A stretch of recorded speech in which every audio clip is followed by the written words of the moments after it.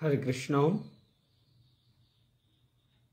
সকলকে সুস্বাগতম জানাই। শ্রী চৈতন্য মহাপ্রভু বা শ্রী গৌরাঙ্গ মহাপ্রভুর শুভ আবির্ভাব তিথি, শ্রী গৌর পূর্ণিমা মহোৎসব আসন্ন। সেই উপলক্ষে শ্রী চৈতন্য চরিতামৃত গ্রন্থ থেকে চৈতন্য মহাপ্রভুর দিব্য লীলা, যেটি শ্রীল প্রভুপাদ অত্যন্ত অপ্রাকৃতভাবে বর্ণনা করেছেন, তো সেই বিষয়ে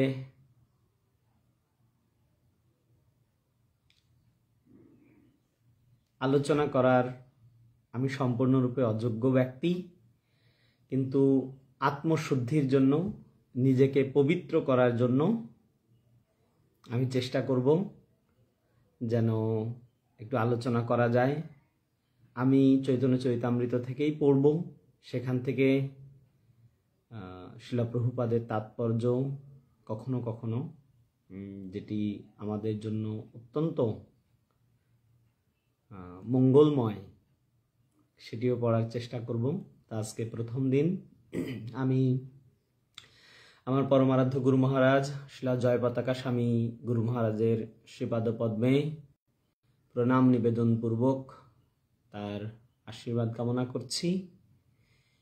আশীর্বাদ কামনা করছি ইসকন প্রতিষ্ঠাতা আচার্য জগৎগুরু শ্রীল প্রভুপাদ এর কাছে, এবং শ্রী শ্রী রাধা বৃন্দাবন চন্দ্র জগন্নাথ বলদেব সুভদ্রা মহারানী গিরিরাজ গৌরনিতাই তাদের করুণা ভিক্ষা করছি, এবং সমস্ত বৈষ্ণব বৃন্দের কাছে আশীর্বাদ কামনা করছি যেন আমি আত্মশোধনের জন্য এই গৌর পূর্ণিমা মহোৎসবের আগে পর্যন্ত চৈতন্য চরিতামৃত থেকে একটু অধ্যয়ন করতে পারি। হরে কৃষ্ণ। ওম অজ্ঞানতিমিরান্ধস্য জ্ঞানাঞ্জনশলাকয়া চক্ষুরুন্মিলিतं येन তস্मै শ্রীগুরবে নমঃ। শ্রীচৈতন্যমনোভীষ্টং স্থাপিतं येन ভূতলে স্বয়ং রূপঃ কদা মह्यं দদাতি স্বপদান্তিকম। বন্দেऽহং শ্রীগুরো শ্রীযুতপদকমলম শ্রীগুরূन् বৈষ্ণবাংশ্চ শ্রীরূপং সাগ্রজাতম সহগণ রঘুনাথান্বিতং तं সজীবং সাদ্বৈতং সাবধূतं পরিজনসহিतं কৃষ্ণ চৈতন্যদেবম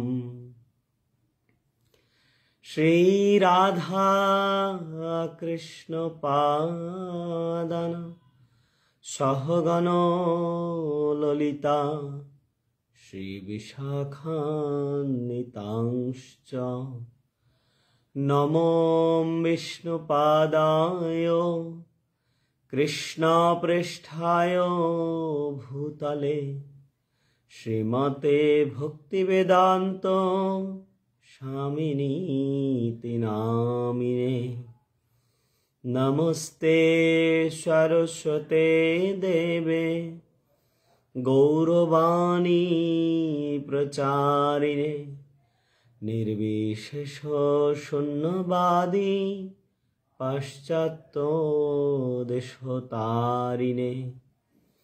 বাঞ্ছাকল্পতরুভ্যশ্চ কৃপা সিন্ধুভ্যো এব চ পতিতানাং পাবনেভ্যো বৈষ্ণবেভ্যো নমো নমঃ। नमो महावदन्नाय कृष्णप्रेम प्रदायते कृष्णाय कृष्णचैतन्य नाम्ने गौरतिसे नमः। हे कृष्ण करुणा सिन्धो दीनबन्धो जगत्पते गोपेश गोपिका कान्तो राधाकान्तो नमोस्तुते। तप्त काञ्चन गौराङ्गी राधे वृन्दावनेश्वरी वृषभानुसुते देवी प्रणमामि हरिप्रिये। नीलाचल निवासाय नित्याय परमात्मने बलभद्र सुभद्राभ्यां जगन्नाथाय नमः। जय श्री कृष्ण चैतन्य प्रभु नित्यानंद श्री अद्वैत गदाधर श्रीवासादि गौरभक्तवृंद। हरे कृष्ण कृष्ण कृष्ण हरे हरे हरे राम राम राम हरे हरे। मुकं करोति वाचालं पंगुं लंघयते गिरिं यत्कृपा तमहं वन्दे श्रीगुरुदीनतारिणां परमानन्दमाधवं श्रीचैतन्य ईश्वरम्। नमो विष्णुपादाय कृष्णपृष्ठाय भूतले श्रीमते जयपताका स्वामिनीति नामिने। नमो आचार्यपादाय निताय कृपा प्रदायिने गौरकथा धामोदाय नगर ग्राम तारिणे।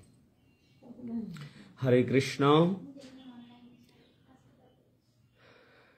सुधी भक्तबृंद, আমরা শ্রী চৈতন্য মহাপ্রভুর এই অপ্রাকৃত লীলা সমন্বিত চৈতন্য চরিতামৃত এটি শ্রবণের পূর্বে শ্রীলা ভক্তিবিনোদ ঠাকুর শ্রী চৈতন্য মহাপ্রভুর আবির্ভাব সম্বন্ধে একটি ভজন রচনা করেছেন। শ্রীকৃষ্ণ চৈতন্য প্রভু জীবে দয়া করি সপার্ষদ সিয় ধাম সহয়াবতরী। অত্যন্ত দুর্লভ প্রেম করিবারে দান শিখায় শরণাগতি ভকতের প্রাণ।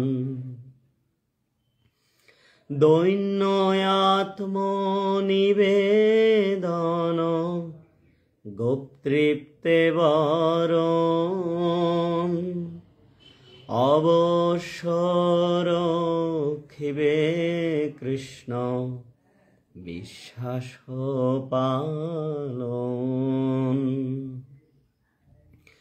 ভক্তি অনুকূল মাত্র কার্যের শিকার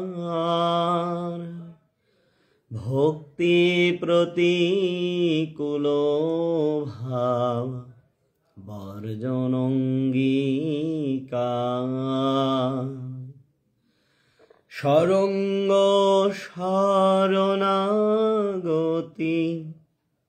হইবে যাহার তাহার প্রার্থনা শুনে শ্রীনন্দ কুমার। কাঁদিয়া কাঁদিয়া বলে আমি তো অধম শিখায় শরণাগতি করো হে উত্তম।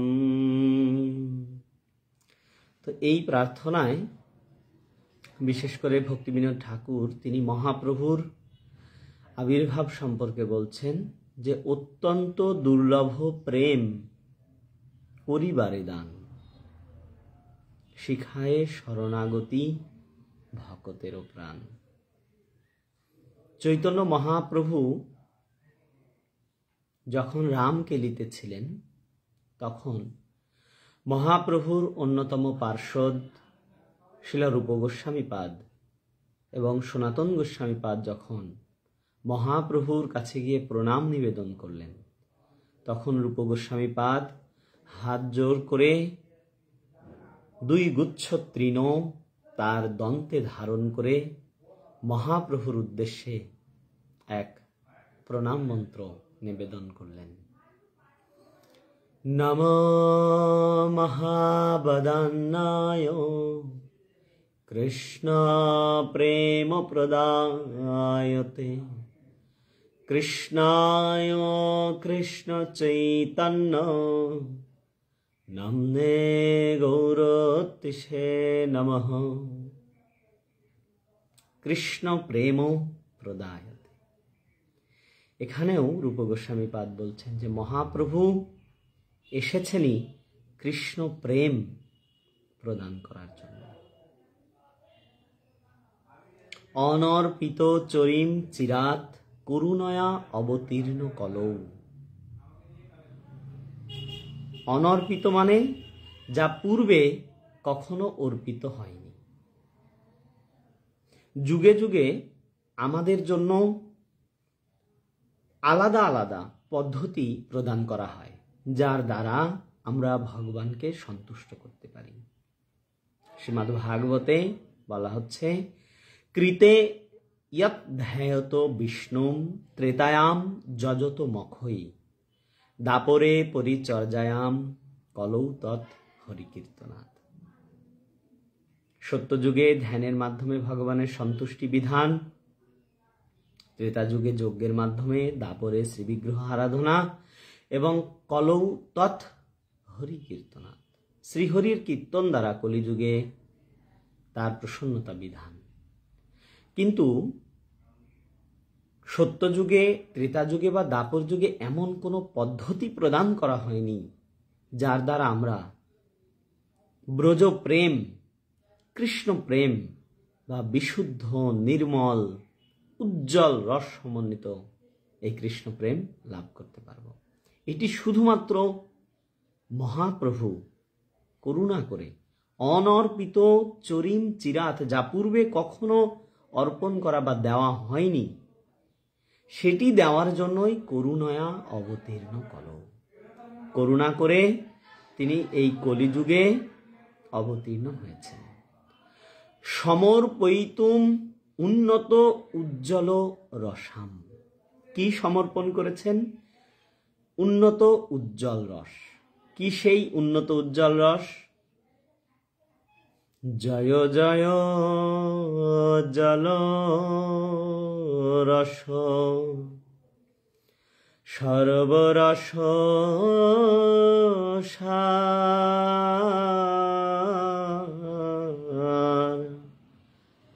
পরকিয়া ভাবে যাহা ব্রজেতে প্রচার।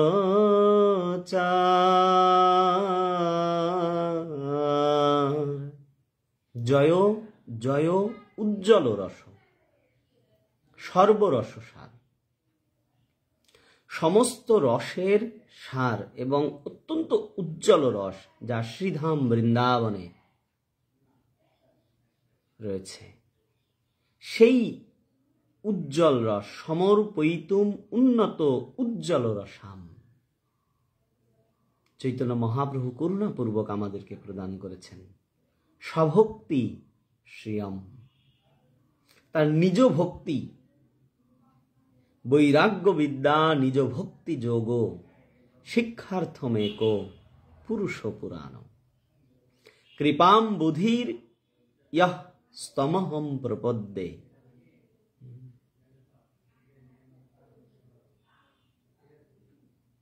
বৈরাগ্য বিদ্যা নিজ ভক্তি যোগ। বৈরাগ্যের বিদ্যা এবং নিজ ভক্তি যোগ, স্বভক্তি শ্রিয়ম। সেই ভক্তিযোগ শুধুমাত্র তিনি প্রদান করেছেন তা নয়, তিনি নিজে আচরণ করেছেন যে কিভাবে সেই প্রেম আমরা প্রাপ্ত হতে পারি, এবং সেটি তিনি আমাদেরকে শিক্ষা প্রদান করেছেন। তো তাদেরই বন্দনা করে শ্রীচৈতন্য ভাগবতে শ্রীল বৃন্দাবন দাস ঠাকুর একটি শ্লোক বলেছেন, সেটি আমি স্মরণ করতে চাই। বন্দে শ্রীকৃষ্ণ চৈতন্য নিত্যানন্দ সহোদিত গৌরোদয়ে পুষ্পবন্ত চিত্রৌ সন্দৌ তমনুদৌ। আমরা সেই গৌরাঙ্গ মহাপ্রভু এবং নিত্যানন্দ প্রভুর আরাধনা করি। বন্দে আমরা আরাধনা করি শ্রীকৃষ্ণ চৈতন্য নিত্যানন্দ সহোদিত। সহোদিত মানে একত্রে উদিত হয়েছেন। চন্দ্র এবং সূর্য যেমন অসম্ভব রূপে একত্রে উদিত হতে পারেন, ঠিক সেরকম অসম্ভব রূপে যা জীব তার কোনো কর্মের দ্বারা অর্জন করতে পারে না, শুধুমাত্র তাদের নিজের কৃপার দ্বারা তারা উদিত হয়েছেন। গৌরোদয়ে পুষ্পবন্ত, একত্রে উদিত হয়েছেন। চিত্র ছন্দ অত্যন্ত উজ্জ্বলভাবে তমনুদৌ, জীবের অজ্ঞান রূপ তমকে নাশ করার জন্য। যার কারণে এই শ্রীচৈতন্য মহাপ্রভু সম্পর্কে শ্রবণ করা অত্যন্ত মঙ্গলজনক। শ্রীল প্রভুপাদ তিনি আমাদেরকে করুণা করে এই মহাপ্রভুর যে লীলা শ্রীচৈতন্য চরিতামৃত তার অত্যন্ত সরল বাংলা তাৎপর্য করে আমাদেরকে দিয়েছেন। আপনার চৈতন্য চরিতামৃত পড়বেন শ্রীল প্রভুপাদের। তা আমরা শ্রীচৈতন্য চরিতামৃতের বিশেষ করে গৌর পূর্ণিমার আগে পর্যন্ত শ্রীচৈতন্য চরিতামৃত সম্পর্কে শ্রবণ করব। এই যে শ্রীল প্রভুপাদের শ্রীচৈতন্য চরিতামৃত যাদের কাছে নেই বাড়িতে, তারা এই শ্রীচৈতন্য চরিতামৃত সংগ্রহ করার চেষ্টা করবেন।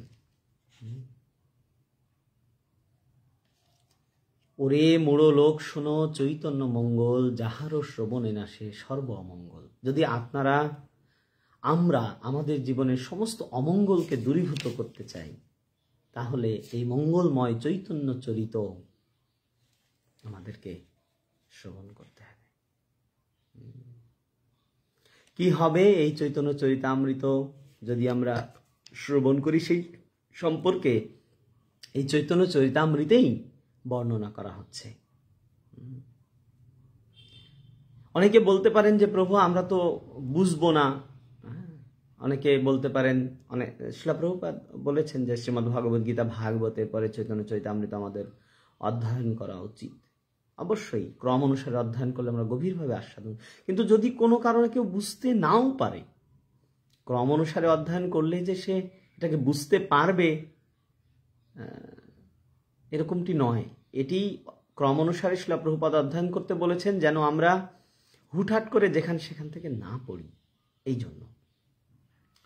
কিন্তু এটা পড়লেই যে আমরা বুঝবো তা কিন্তু নয়, শুনলেই যে আমরা বুঝবো তা কিন্তু নয়। কিন্তু তবুও যদি নাও বুঝি তাহলে কি হবে?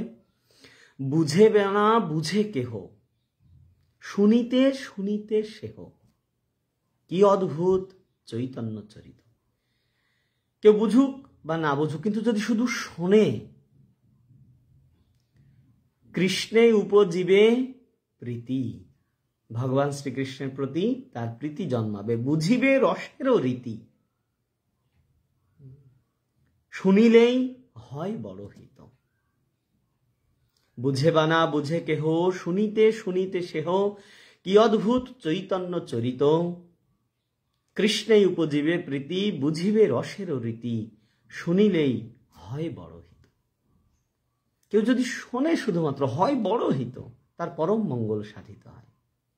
এই জন্য আমাদেরকে শুনতে হবে, শ্রবণ করতে হবে, এবং এই শ্রবণের মাধ্যমেই ধীরে ধীরে আমাদের ভগবানের প্রতি প্রীতি জন্মাবে, আর রসের রীতি আমরা বুঝতে পারবো কি অদ্ভুত চৈতন্য চরিত। তো এই জন্য আমাদের বিশেষ করে শ্রী চৈতন্য চরিতামৃতের আদি লীলা এখান থেকে আমি চেষ্টা করব পড়ার জন্য।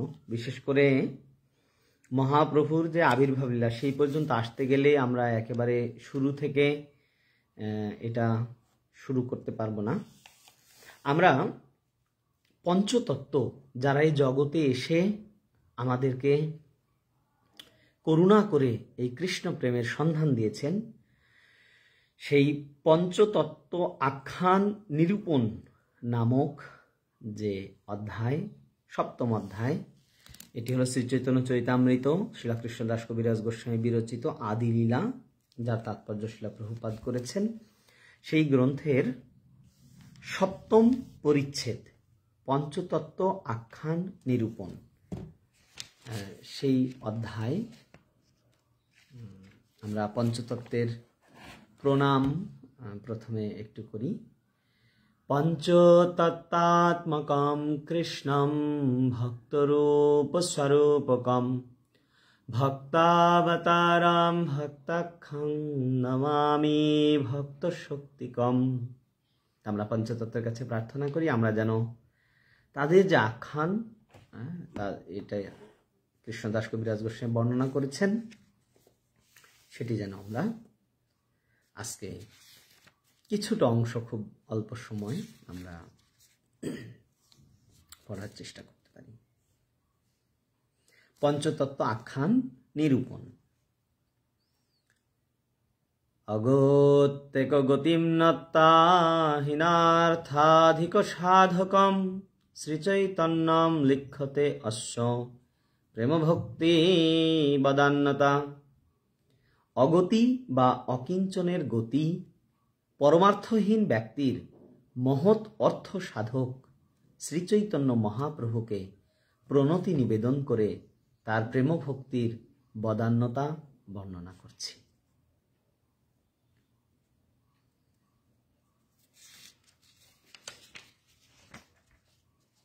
অগতি বা অকিঞ্চনের গতি। কখনো কখনো আমরা দেখি যে আমাদের এই জড়জাগতিক কিছু জিনিস থাকলে ভগবানই যে আমাদের একমাত্র গতি, তিনিই যে আমাদের পরম প্রভু, তার আশ্রয় গ্রহণ করাই যে আমাদের জীবনের পরম লক্ষ্য, সেটি আমরা ভুলে যাই। শ্রীমদ্ ভাগবতে কুন্তী দেবী তার প্রার্থনায় বলছেন, জন্ম ঐশ্বর্য শ্রুত শ্রীভি এধো মানো মদহ পুমান। এই চারটা জিনিস অনেক সময় আমাদেরকে কৃষ্ণ ভক্তি থেকে, এগুলো সঠিক ব্যবহার না করার ফলে ভক্তি থেকে অনেক সময় দূরে নিয়ে যায়। কি কি? উচ্চকুলে জন্ম, অধিক ঐশ্বর্য বা সম্পদ, অধিক বিদ্যা এবং অধিক দৈহিক সৌন্দর্য। মদহ প্রমাণ, এগুলি আমাদের অহংকার যদি বর্ধিত করে তাহলে এটা আমার ভক্তির জন্য প্রতিকূল হয়। তখন ভগবানের প্রতি একান্তরূপে শরণ গ্রহণ করা, ভগবানকে একমাত্র গতি বলে মনে করা, এটা কঠিন হয়। দিনেরে অধিক দয়া করেন ভগবান, কুলীন পণ্ডিত মানির বড় অভিমান। তো এই জন্য এখানে বলা হচ্ছে অগতি বা অকিঞ্চনের গতি। সমস্ত কিছু থাকার পরেও যে ব্যক্তি নিজেকে দীনহীন বলে অনুভব করেন, ভগবানের একান্ত দাস বলে অনুভব করেন, তার যিনি গতি অকিঞ্চন।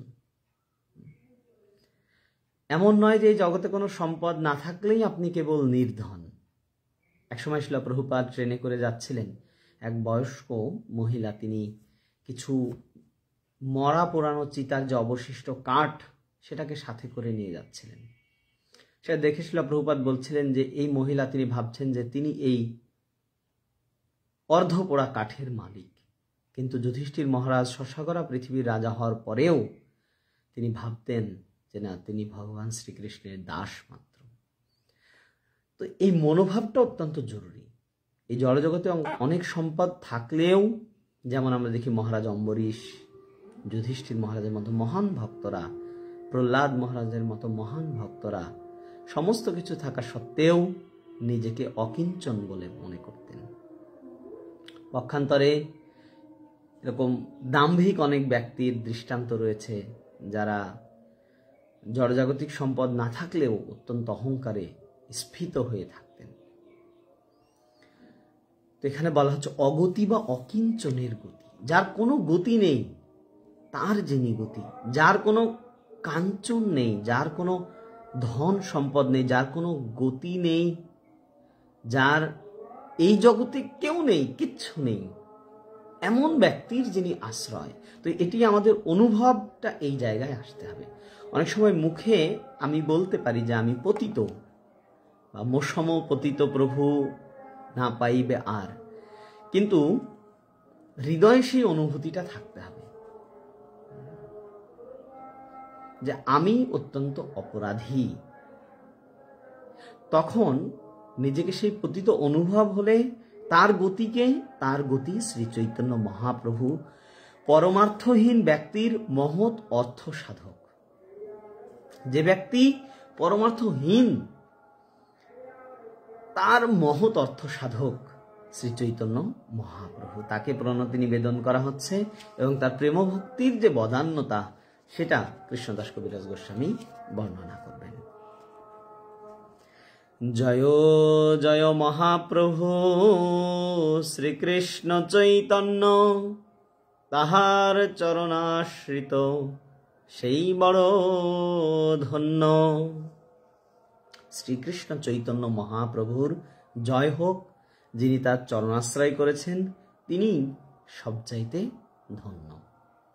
অশোক অভয় অমৃত আধার, তোমারও চরণোদয়, তাহাতে এখন বিশ্রাম লোভিয়া ছাড়িনু ভবের ভয়। অশোক অভয়, ভগবানের সেই পাদপদ্মে কেউ আশ্রয় গ্রহণ করলে তিনি শোক থেকে মুক্ত হন, ভয় থেকে মুক্ত হন। অমৃতের আশ্রয়, তোমারও চরণোদয়। তো এখানে বলা হচ্ছে তাহার চরণাশ্রিত, যারাই মহাপ্রভুর চরণে আশ্রয় গ্রহণ করেছেন সেই বড় ধন্য। এই কলিযুগে আমরা সত্যিই অনেক ভাগ্যবান যে আমরা শ্রী চৈতন্য মহাপ্রভুর আশ্রয় গ্রহণ করার সদ্ভাগ্য লাভ করেছি। পূর্বে গুরুবাদী ছয় তত্ত্বে কইল নমস্কার, গুরু তত্ত্ব কহিয়াছি এবে পাঁচেরও বিচার। এই পূর্বে অর্থাৎ এই অধ্যায়ের আগে কবিরাজ গোস্বামী তিনি গুরুতত্ত্ব সম্পর্কে আলোচনা করেছেন। এখন তিনি পঞ্চতত্ত্ব বা পাঁচ তত্ত্ব সম্পর্কে আলোচনা করবেন। কি কি পাঁচ তত্ত্ব? ঈশ্বতত্ত্ব। ঈশ্বতত্ত্ব মানে ভগবত তত্ত্ব বা ভগবান তত্ত্ব। আমরা যে প্রণাম মন্ত্র বললাম, পঞ্চতত্ত্ব আত্মকম কৃষ্ণম, কৃষ্ণ পাঁচ রূপে নিজেকে বিস্তার করেছেন।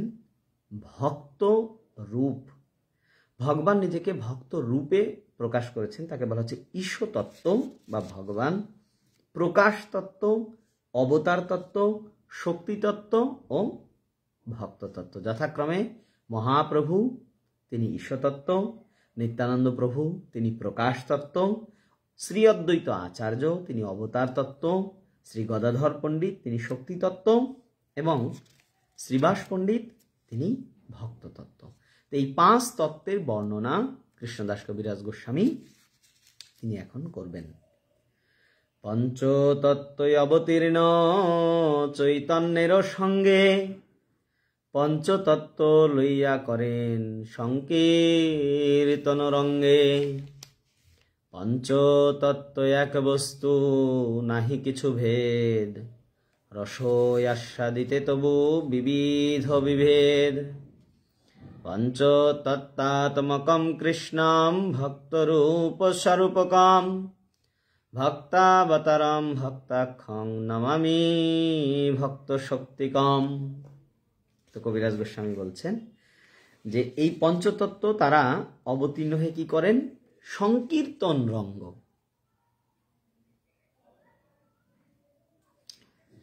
সংকীর্তন রঙ্গ অর্থাৎ সংকীর্তন আন্দোলন এই পঞ্চতত্ত্ব প্রবর্তন করেছেন।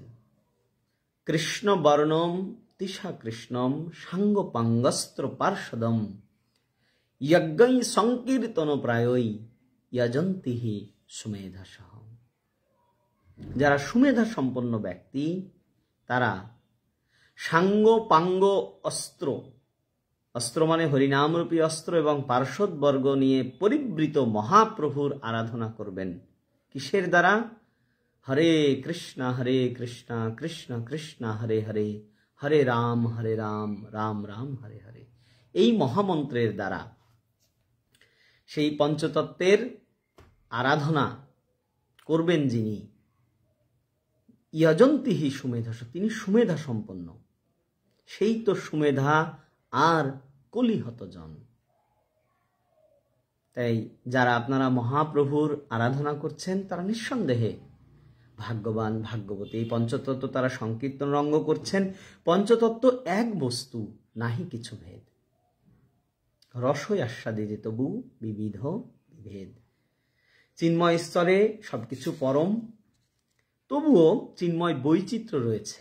সেই বৈচিত্র্যের রস আস্বাদন করার জন্যই শিলা ভক্তি সিদ্ধান্ত সরস্বতী ঠাকুর তার অনুভাষ্যে পঞ্চতত্ত্ব বর্ণনা করে বলেছেন, পরম শক্তিমান পরমেশ্বর ভগবান বিভিন্ন প্রকার লীলা প্রকাশের জন্য পঞ্চতত্ত্ব রূপে আবির্ভূত হয়েছেন। প্রকৃতপক্ষে তাদের মধ্যে কোনো পার্থক্য নেই, কেননা তারা হচ্ছেন অদ্বয় তত্ত্ব, কিন্তু নিরস ভাবের ব্যতিক্রমে বিভিন্ন প্রকার অপ্রাকৃত রস আস্বাদন করার জন্য তারা বিবিধ চিত বৈচিত্র্য প্রকাশ করেন। এই জন্যই পঞ্চতত্ত্ব রূপে ভগবান প্রকটিত হয়েছেন। স্বয়ং ভগবান কৃষ্ণ একলে ঈশ্বর, অদ্বিতীয় নন্দাত্মজ রসিক শেখর। সমস্ত রসের উৎস হচ্ছেন শ্রীকৃষ্ণ। স্বয়ং ভগবান কৃষ্ণ একলে ঈশ্বর, অদ্বিতীয়, কেউ তার থেকে মহৎ অথবা তার সমকক্ষ নয়, অসম ঊর্ধ্ব। তার থেকে শ্রেষ্ঠ কেউ হতে পারে না এবং তার থেকে মহৎ কেউ হতে পারে না। নন্দাত্মজ, তবুও তিনি নন্দ মহারাজের পুত্ররূপে আবির্ভূত হন এবং তিনি রসিক শেখর, অর্থাৎ রস আস্বাদনকারীদের মধ্যে সর্বশ্রেষ্ঠ। রাসাদি বিলাসী ব্রজ ললনা নাগর, আর যত সব দেখো তার পরিকর। সেই কৃষ্ণই অবতীর্ণ শ্রীকৃষ্ণ চৈতন্য, সেই পরিকরগণ সঙ্গে সবধন্য। সেই রসিক শেখর শ্রীকৃষ্ণই, সেই কৃষ্ণ অবতীর্ণ শ্রীকৃষ্ণ চৈতন্য। এখানে কৃষ্ণদাস কবিরাজ গোস্বামী স্পষ্ট রূপে উল্লেখ করছেন যে এই যে চৈতন্য মহাপ্রভু, তিনি সেই কৃষ্ণ। তা আমরা এই বিষয়ে প্রমাণ দেখতে পাই যে রাধা কৃষ্ণ প্রণয় বিকৃতির আহ্লাদিনী শক্তির অস্মাৎ এক আত্মন এব ভুবি পুরা দেহভেদম গতৌত। অনাদিকাল ধরে এক তত্ত্ব কৃষ্ণ দুই রূপে, রাধা এবং কৃষ্ণ রূপে। কৃষ্ণের প্রণয় বিকৃতি হলেন শ্রীমতী রাধারানী। এটি আলাদা একটা প্রসঙ্গ, এই জন্য বিস্তৃতভাবে যদি মহাপ্রভুর সাথে সম্পর্কিত, এই জন্য বলছি যে রাধারানীকে কৃষ্ণের প্রণয় বিকৃতি। একো এবং আত্মনও, তারা এক হলেও ভুবি পুরা অনাদিকাল ধরে দেহভেদম গতৌত, আলাদা দুটি শরীর ধারণ করে গোলক বৃন্দাবনে রয়েছে। চৈতন্য আখ্যাম প্রকটম অধুনা, কিন্তু অধুনা এই সময়ে চৈতন্য আখ্যাম, সেই রাধা কৃষ্ণ আলাদা এক কৃষ্ণ, তারা দুই রূপ ধারণ করেছেন, রাধা এবং কৃষ্ণ ধরে লীলারস আস্বাদন করছেন। সেই দুইজন আবার রাধা কৃষ্ণ আবার পুনরায় একত্রিত হয়েছেন যে রূপে চৈতন্য আখ্যাম প্রকটম অধুনা তদ্বয়ম, তারা দুজন চ ঐক্যমাপ্তম, একত্রিত হলেন। তাই চৈতন্য মহাপ্রভু শুধু কৃষ্ণ নন, চৈতন্য মহাপ্রভু রাধা কৃষ্ণের মিলিত তনু।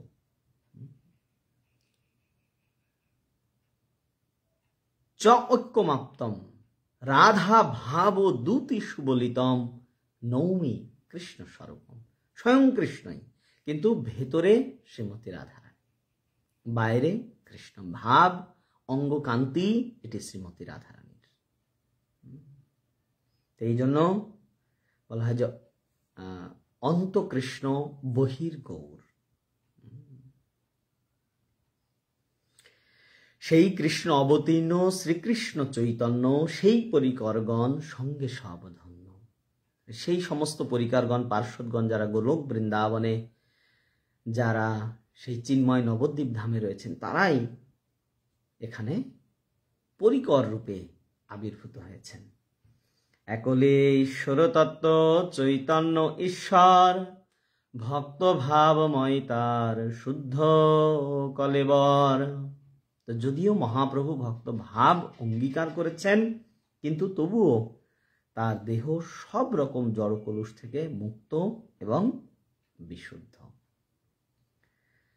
কৃষ্ণ মাধুর্যের এক অদ্ভুত স্বভাব, আপনায় আস্বাদিতে কৃষ্ণ করে ভক্তভাব। তো কেন সেই কৃষ্ণ ভক্তভাব অঙ্গীকার করে আসলেন, সেটার বর্ণনা করা হচ্ছে যে শ্রীকৃষ্ণের যে মাধুর্য,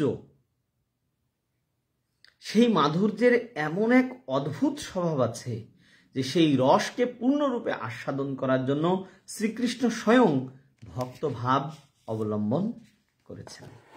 তো এটাকে যদি আমরা একটু সরলভাবে বোঝার চেষ্টা করি, দেখবেন যে অনেক সময় বাবা মা সন্তানকে একটা জিনিস বোঝাতে চাচ্ছে যে দেখ, এই বিষয়ে তুই যে এইরকম ভাবে কথা বলিস, এভাবে চলাফেরা করিস, আমার খুব কষ্ট হয়, আমি তোকে বোঝাতে পারছি না। তুই আসলে, হ্যাঁ তুইও বুঝবি, তুই যেদিন মা হবি, তুই যেদিন বাবা হবি, সেদিন তুই বুঝবি মায়ের কি কষ্ট, বাবার কি কষ্ট। এটা আমরা প্রত্যেকেই শুনি, মা বাবা বলে থাকেন। এবং এটা সত্যি যে যতক্ষণ না পর্যন্ত কেউ মা বাবা হচ্ছে, ততক্ষণ পর্যন্ত মা বাবার যে সন্তানের জন্য কি হয়, কি কষ্ট, কি অনুভব, কি ভালোবাসা, কি প্রেম। যদিও এই জড় জগতে কোনো প্রেম নেই, প্রত্যেকটি সম্পর্কই আসক্তির দ্বারা পরিবৃত, কিন্তু আমরা দেখতে পাই যে কি ধরনের আকর্ষণ এবং আসক্তি তাদের ভেতরে কাজ করে,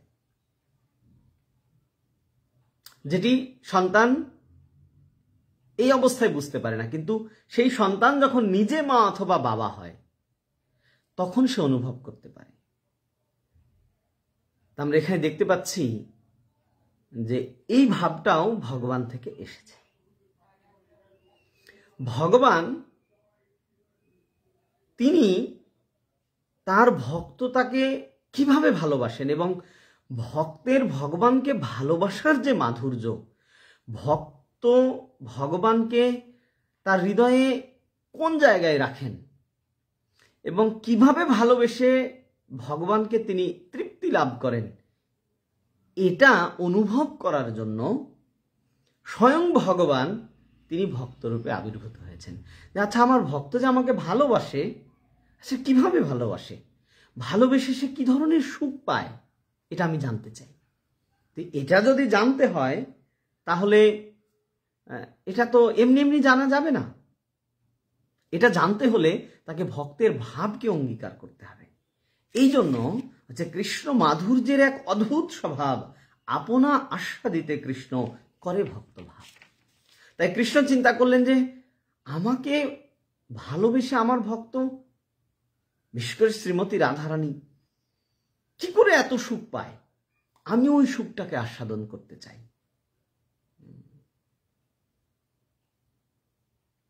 চৈতন্য চরিতামৃতে আরো আগে বর্ণনা করা হয়েছে, শ্রী রাধায়া প্রণয় মহিমা কীদৃশ্য বানইব আস্বাদ্য যেন অদ্ভুত মধুরিমা।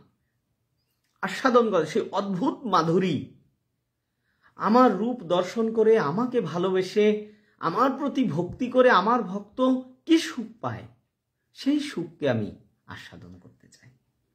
তো এই জন্যই চৈতন্য মহাপ্রভু স্বয়ং ভক্ত ভাব অঙ্গীকার করে তিনি আবির্ভূত হয়েছিলেন। তা আমরা একটু ধারাবাহিকভাবে যেহেতু শ্রবণ করব, আজকে আমাদের আর 3 মিনিট সময় রয়েছে।